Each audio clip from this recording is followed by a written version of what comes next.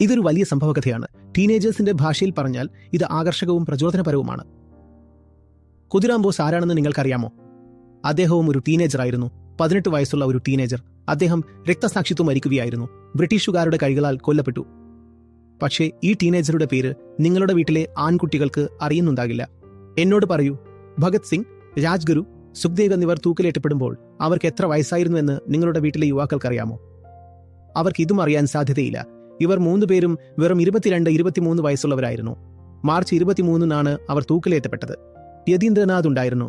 ജയിലുകളിൽ വിപ്ലവകാരികളോട് വലിയ രീതിയിലുള്ള മോശം പെരുമാറ്റമാണ് നടക്കുന്നത് എന്ന് അദ്ദേഹം പറഞ്ഞു. അദ്ദേഹം നിരാഹാരം അനുഷ്ഠിക്കാൻ തീരുമാനിച്ചു. 63 ദിവസത്തോളം അദ്ദേഹം ഒന്നും കഴിച്ചില്ല. 63 ദിവസം ഒന്നും കഴിക്കാതെയും കുടിക്കാതെയും ഇരിക്കുക. അദ്ദേഹത്തിന് അന്ന് 24 വയസ്സായിരുന്നു. ഇതൊരു വലിയ സംഭവകഥയാണ്. ടീനേജേഴ്സിന്റെ ഭാഷയിൽ പറഞ്ഞാൽ ഇത് ആകർഷകവും പ്രചോദനപരവുമാണ്. മനുഷ്യ ചരിത്രത്തിൽ ഒന്നിലധികം മികച്ച ടീനേജേഴ്സും യുവാക്കളും പെൺകുട്ടികളും ഉണ്ടായിട്ടുണ്ട്.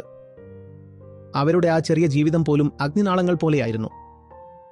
അവരുടെ സമ്പർക്കത്തിൽ വരുന്നതിലൂടെ നിങ്ങളുടെ വീട്ടിലെ കുട്ടിയും പ്രകാശപൂരിതമാകും.